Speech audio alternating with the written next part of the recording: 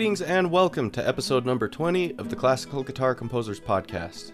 As always, I am your host, Chris Hales, straight off the disc golf course and into a glass of iced tea. The weekend is just starting, and I can't think of a better way to kick it off than with an iced tea and some classical guitar tunes. If this is your first time joining me, the Classical Guitar Composers Podcast is a show that features original guitar compositions from around the globe. If you have a classical guitar piece you'd like to have featured on the show, you just simply send an MP3 recording to chris@classicalguitarcomposers.com. If you have thoughts on the show or would just like to comment on anything I talk about or that we play, email that same address. This is, after all, your show. I like to hear your music and I like to hear your thoughts and opinions on all things classical guitar and beyond. Today's show we're going to be featuring guitar compositions from two composers. I'm very much looking forward to that, so let's get right into it.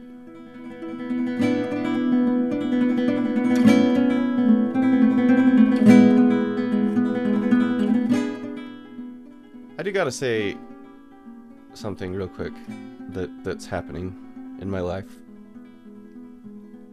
I am a sci-fi / horror fan, as I've noted on this show before, although I tend to wonder, have I really talked about horror movies on the show as much as I think I have? Because I often do talk about it, but I often cut a lot of what I talk about, because I'll sit down at the microphone and I'll talk and record the show, and it often just comes out too long, and so I'll just trim stuff out. And so I don't really know if I have talked about horror movies on this show more, or have I just talking about horror movies? Wow, what a shame if I've been cutting too much of that out. I mean, that's premium content. Anyway, but I know I've mentioned on the show, at least somewhat, my love for things horror and sci-fi too. And with sci-fi, you know, there's all sorts of avenues you can go down with sci-fi. One area that has never done it for me, I've never been a big comic book person. I've never gotten into like superhero movies. You know, I'm a big Star Wars fan. I like a lot of like monster movies. I like sort of these sort of half horror, just more half sci-fi type things. But for whatever reason, you know, as a kid, I liked Batman when I was a kid, you know, but I was never like into Batman, you know, and we're about there now. So over the last like 10 years or so, comic book movies and comic book nerds have become like the normal thing. And I just have no interest, man. It's just not my thing. But, well, yeah, so I've never seen like all these Marvel movies, like that are, I mean, that were a big thing, I guess, like last year or the year before or whatever. I guess it's kind of winding down, it seems like now, but because they finished the big Avengers thing. But anyway, I saw Iron Man in the theater when it came out. It had a great trailer. It was using the Black Sabbath song, and you know, I honestly thought that they had made a movie out of the Black Sabbath song, but apparently there's more to it than that. Anyway, it's just never been my thing. I've seen them here or there, and I don't hate the movies by any means. Like, if I see one, I usually enjoy it, but I just don't get into it. I don't, like, leave, like, going, when's the next one? But as the world shut down earlier this year, and I've been, you know, watched a lot of movies with my kids, I did realize that I've kind of been denying my kids this cultural phenomenon that's happening. And I thought maybe, you know, because my kids go as I go. You know, they're certainly their own little people, but they're not going out and seeing Marvel movies without me, and I'm never bringing them home. So anyway, I realized that maybe I should do this. So we've been working our way through the Marvel movies, and we're going like in order that they were released. And we just watched like Thor 2. So I think we have like 50 left. I mean, there's so many. And that's always been my thing. Any of them individually, I can enjoy the movie, but I don't want to have to see Iron Man 12 so that this other movie makes sense to me. But I'm doing it, man. We're doing them all, and I've realized there's this sexy Chris phenomenon in Hollywood, right? There's like, what is with all the Chris's? There's Chris Pratt, Chris Pine, Chris Evans, and Chris Hemsworth. And I'm just saying, Chris Hales. I think that there's room for one more in the Sexy Chris Club. And I think I don't see why it can't be me. So I want to know how to get into this club. You know? Stars of Avengers, stars of Star Trek, star of the Classical Guitar Composers podcast. It kind of works. It almost works. I would maybe have to start working out a little bit, or juicing, something like that. But I think I belong in this club. Hey, you know what though? I bet I am a better guitar player than those guys. I'm not by any means the best guitar player, but I'm probably better than those guys. So that's been on my mind. No, we're watching these movies. They're kind of fun. You know, they're fun.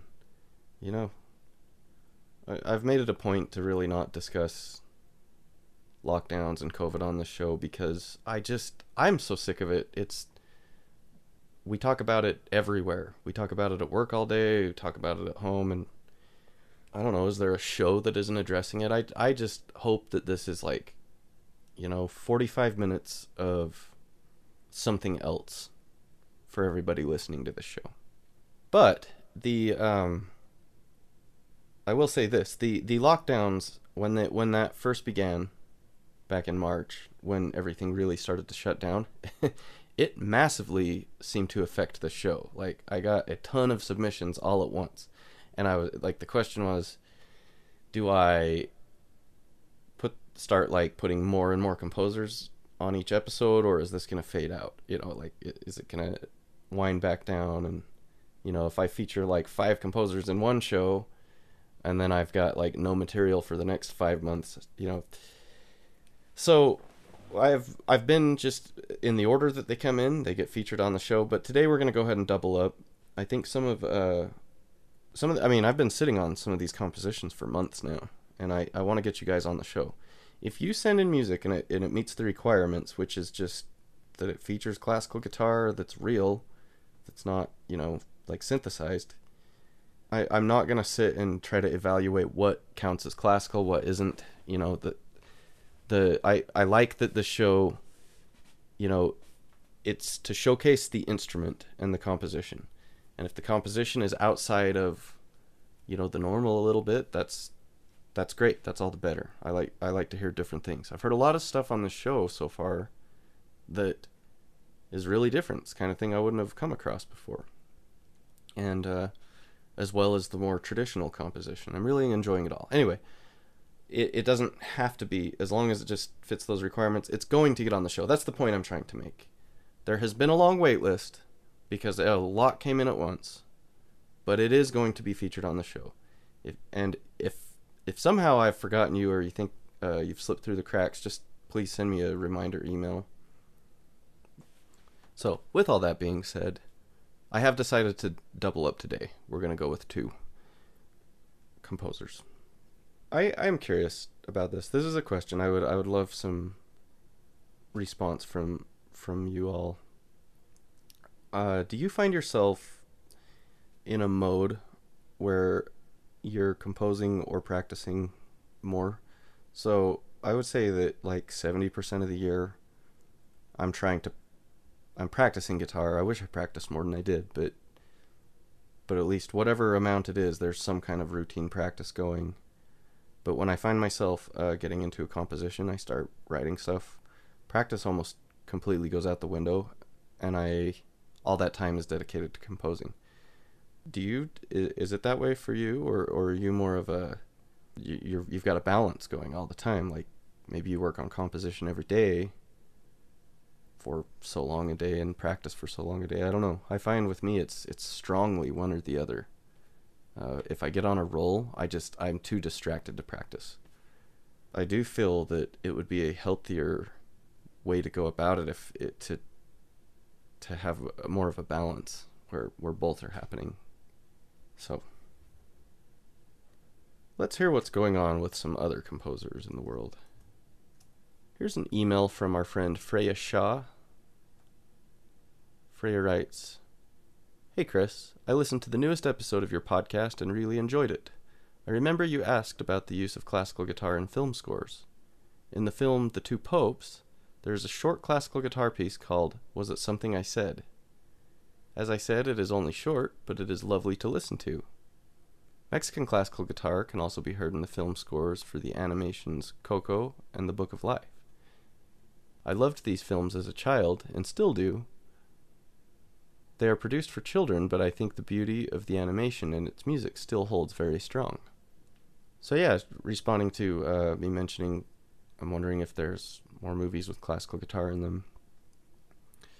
I've not seen The Two Popes, and I have seen Coco, and that there was some great music in that movie. There was some gorgeous stuff in there, and I do remember lots of nylon guitar. It was very nice. I don't know what The Book of Life is, so I'll have to look into these.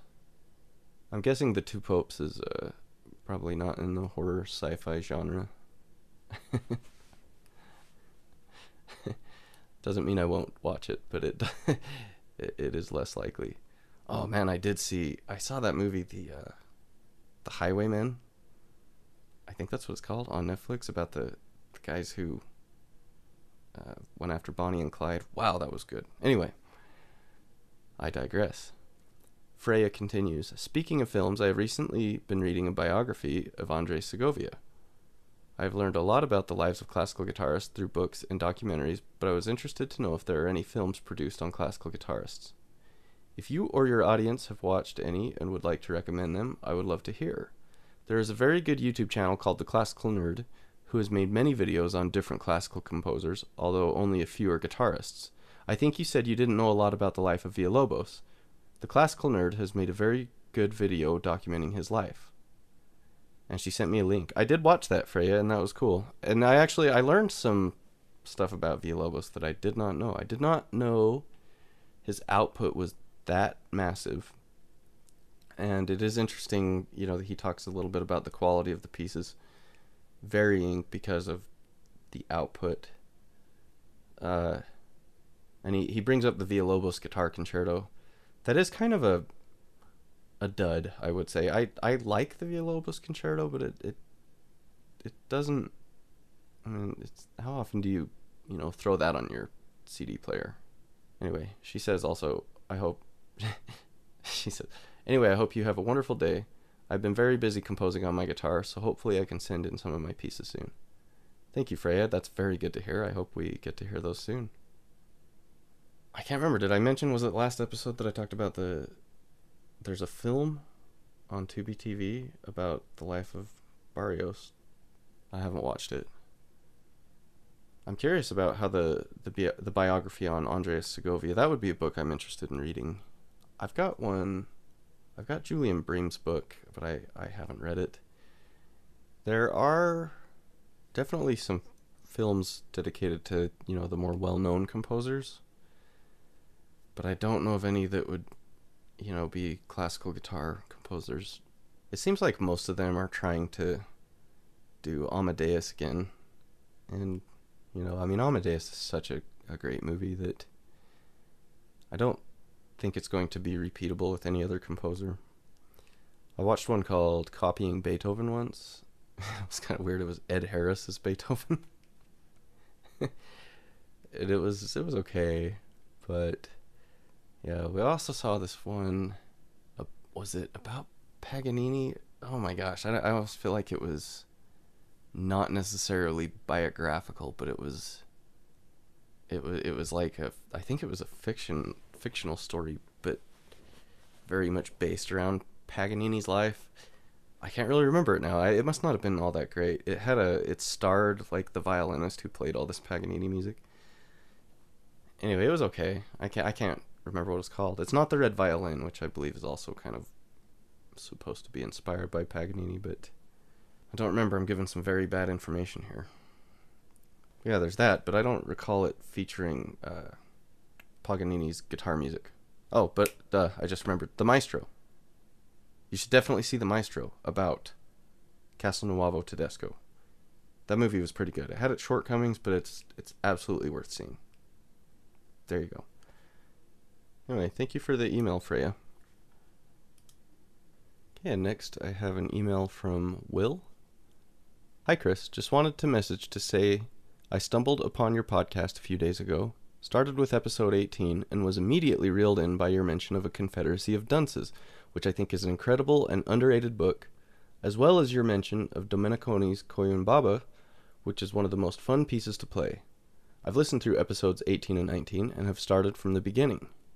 I'm really enjoying your extended monologues, which touch on a wide range of cultural references, and loving the music too. Particularly impressed with your American Suite featured in episode number 1. I definitely intend to send in some music of my own work once I have recordings I'm happy with.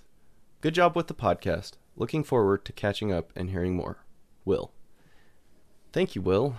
I really appreciate that. Thanks a lot for saying that about the American Suite. I hope you're still enjoying the monologues after you've listened to 20 of them.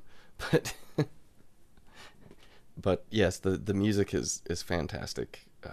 And there is a wide range throughout the show and much more to come.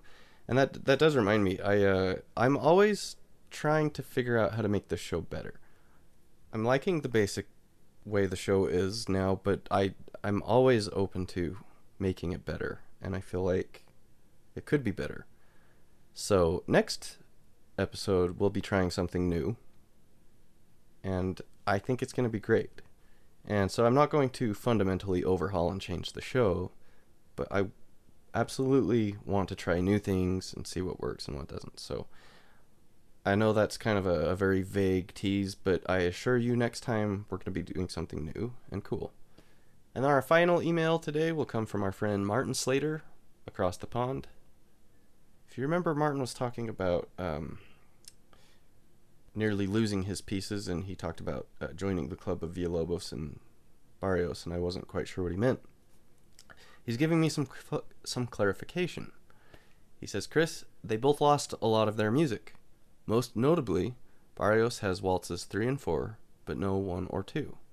Also, Villalobos lost one of his famous preludes. There should be 6, not 5. Plus, pretty well all of his early guitar music. Situation clarified. Yeah. I forgot. I knew about the 6th prelude. Although I'm not. Is that verified, or is that like a rumor thing? Is it like a? I thought that the 6th prelude was like almost like a legend. Is it out there? You know, it's like the Holy Grail. We're gonna be digging through things looking for it forever. Man, that'd be great to have a 6th prelude, though. The Villalobos preludes are they're so fun to play. They're so playable, and they're great. I like them more than the etudes myself. I think they're more musical, and they're definitely easier. And I never realized that with Barrios. I never made the connection that there was no waltz 1 or 2. So, yeah. Martin says, Chris, you talked about so many things of interest to me in Cast 19 that I had to write a list. To start with, that shocking thing called the film soundtrack. I think the main thing that draws me in is the orchestral form and instrumental colors, both solo and in combination. This is the root of my desire to create a guitar concerto. I know this is a big thing to aspire to, but in this day and age, it is now possible to dream of such a thing without having to employ a vast number of musicians. On the subject of Hans Zimmer, I claim neutrality. Yeah, the film soundtrack. I know I know that my opinion on that is unpopular, but I just gotta tell you, they just don't do it for me. Speaking of such things, the Marvel movies, no. Does not do it for me musically. In fact, I get tired. That's the very Hans Zimmer-ish composition to me that I don't think he actually did the Marvel movies, but that's what it just all sounds like a blur of noise to me. Lots of big drums, lots of staccato cello. Anyway, I certainly don't watch them for the music. Speaking of film composition, the great Ennio Morricone has passed away, and I'll take a moment here. Ennio Morricone is like my father-in-law adores Ennio Morricone. I don't know if I've ever seen a bigger fan of anybody or anything than my father-in-law is of Ennio Morricone. So, and Ennio Morricone's output is just massive and incredible and varied. And of course he's most famous for his spaghetti westerns, right? But he wrote he wrote some incredible music. He also wrote some hideous music. But I will say that dude could compose, and there is some film music that I can actually really get on board with. But I loved the music to The Good, Bad, and the Ugly so much that I actually did get that soundtrack. And I'll tell you what, it's pretty cool, but it's not as good as seeing it in the context of the movie. Even that one just doesn't move me or do it for me the same way it does paired with its movie. So I respect film composition for what it is and like that, but as standalone composition, I just don't think it's as satisfying as music written for the sake of music. I guess you could say the same thing about like ballets, but I can sit and listen to a Tchaikovsky ballet without the dance, but I guess Tchaikovsky would have written the music, right? Not watching people dance as he's writing it. He's just writing the music needed. Whereas film, you're really writing around the film. So I think it can bring out a lot of creativity. I think it's way fun to do. I absolutely love doing it. I just don't... It just isn't going to pop up on my iPod, you know. But Ennio Morricone was a great composer. I'm truly... As much as we like to make fun of him when we're around my father-in-law, we do. Ennio Morricone was a great composer. And I am sorry to see him leave this world. But I mean, he was of age to leave the world, I guess. I mean, at least it wasn't like a tragic taken from us too young. And Ennio Morricone did the music to my all-time favorite movie, The Thing, John Carpenter's remake of The Thing. That is my all-time favorite movie. It is the best horror movie. It's just the best movie ever.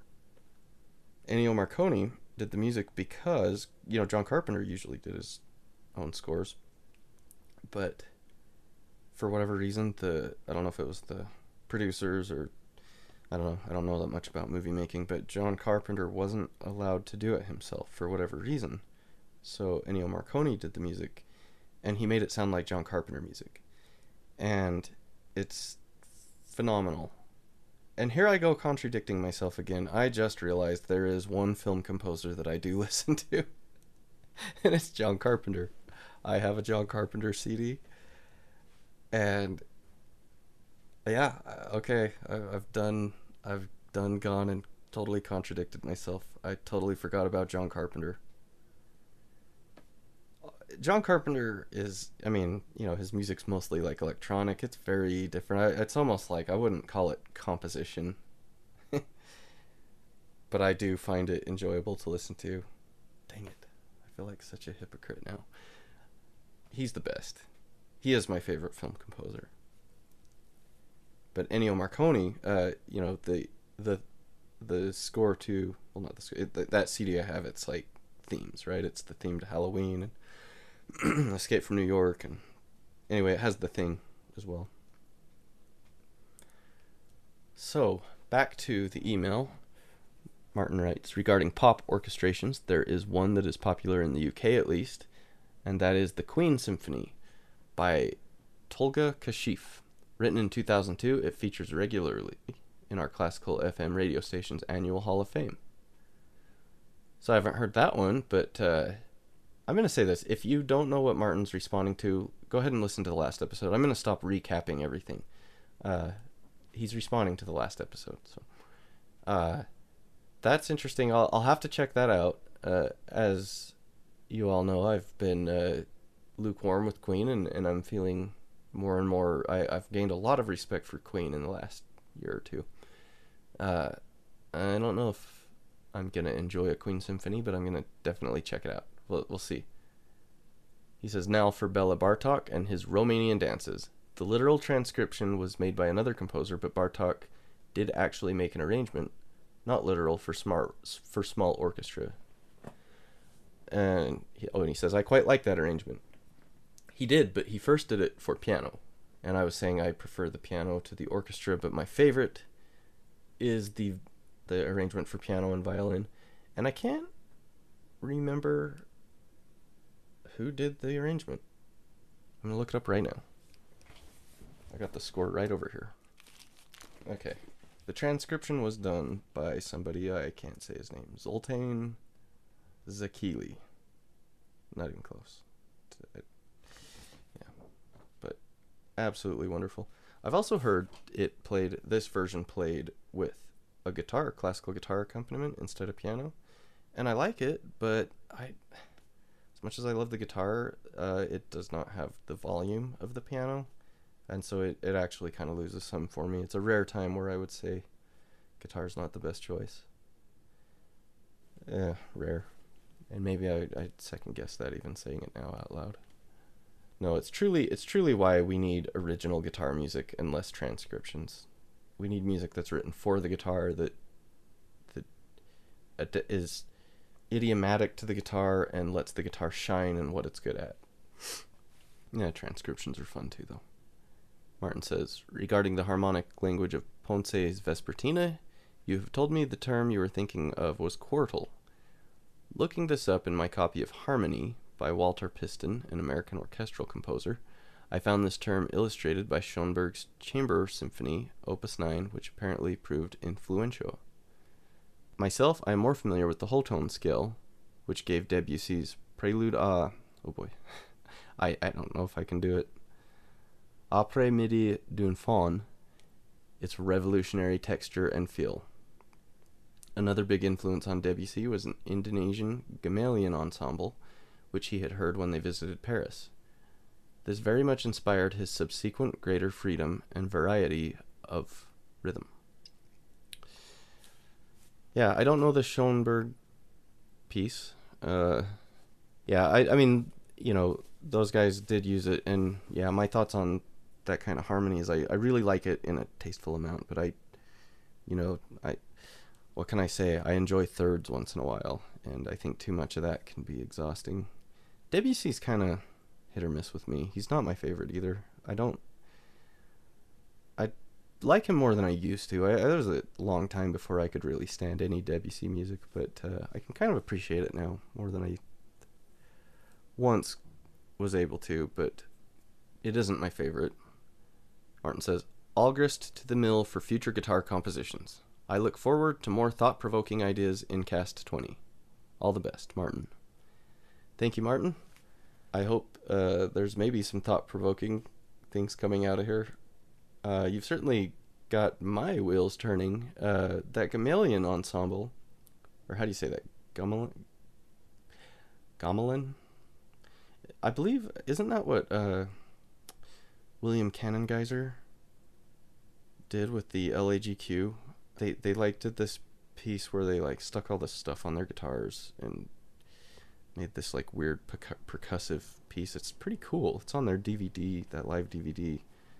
I think that's what that's all about. I will admit that I'm not overly tempted to go look up the Schoenberg Chamber Symphony. I feel like I got a lifetime's dose worth of him in college, and I just no more. I can't take any more. Thank you, Martin, so much for your email, and everybody else who emailed as well. Like I said earlier, I'm always trying to figure out ways to make the show better. I think the emails definitely make the show better. That reminds me, I believe I still owe you a score, Martin. It's coming. It's coming. There's a list of things that need to happen. Okay, let's go ahead and take a break. Let's do the Encoda ad, and we'll come back and hear some fresh classical guitar music. Hey, like me, are you addicted to sheet music? Then let me tell you about Encoda. Encoda is an app that lets you practice, play, and perform your sheet music. It is a streaming service similar to Netflix and Spotify with tens of thousands of titles. That's millions of pages of sheet music available instantly at your fingertips. Subscribers have access to the finest editions from Boozy and Hawkes, Baron Reiter, Chester, Novello, and many, many more. And they have received praise from Sir Simon Rattle and Joyce D. Donato. And if you're not sure, you can sign up for a free trial. Download Encoda from your app store today. That's Encoda, Nkoda. And be sure to let them know that the Classical Guitar Composers Podcast sent you.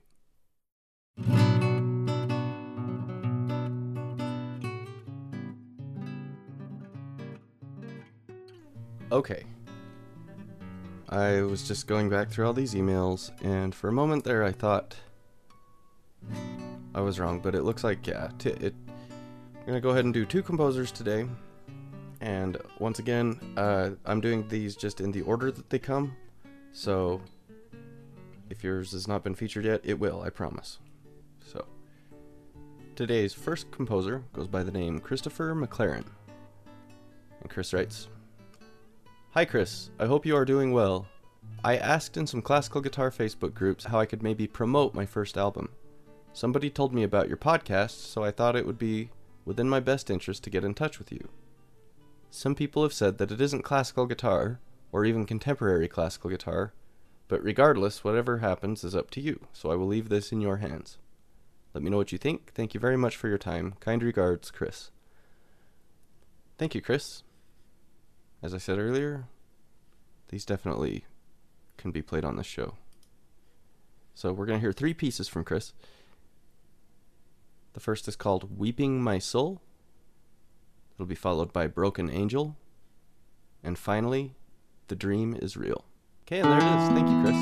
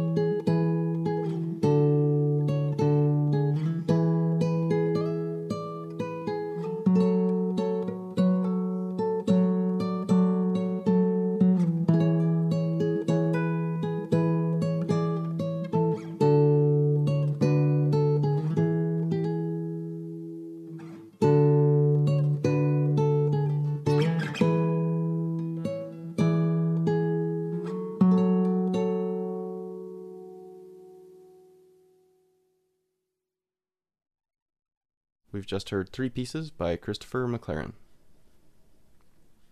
Okay, and our second composer today goes by the name Gísli Jóhann Grétarsson, who hails to us from Iceland.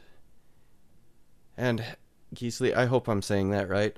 I looked up pronunciations and I got some conflicting information and then trying to do it. Yeah, so I'm sorry about the very Americanized botchery of your name, but nonetheless, I try. And Gísli writes, "Hi, I found your podcast, and since I have some etudes for guitar that I would like you to take a look at, I decided to send them to you. I composed these 5 etudes while studying guitar composition and arrangements with Jan Olaf Eriksson in 2010. The recordings can be found on my SoundCloud page and in the score with this email. You can distribute these at will, and the score is free to use for concert purposes. Regards, Gísli." Okay, Gísli sent me the score. I'm not sure if I can upload that to the website, but I'm going to upload links to his SoundCloud and to his website. His website's really cool. It looks like you do a lot more than just guitar composition. That's very cool, Gísli. So I'd encourage everyone to check out his website, and I will also be posting where you can find Christopher Mclaren's album as well on YouTube. So for those links, just go to www.classicalguitarcomposers.com and you'll find those there. So here is 5 etudes in order by Gísli Jóhann Grétarsson.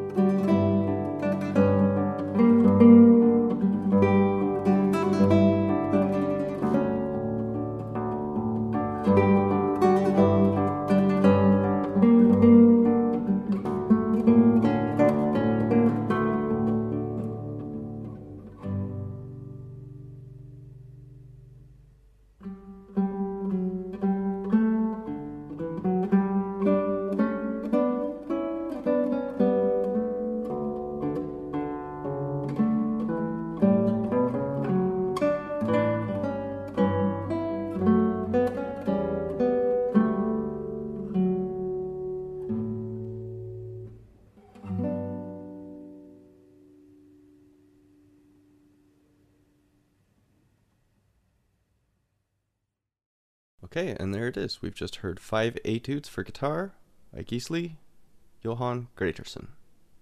We've heard great music on the show today. It's been my pleasure to be bringing the show to you once again. And I'm very much looking forward to next month's podcast as well. Like I said, we're going to try something a little different next time. I hope you enjoyed today's show. Please remember to visit classicalguitarcomposers.com and check out the links provided. Until next time, keep on plugging.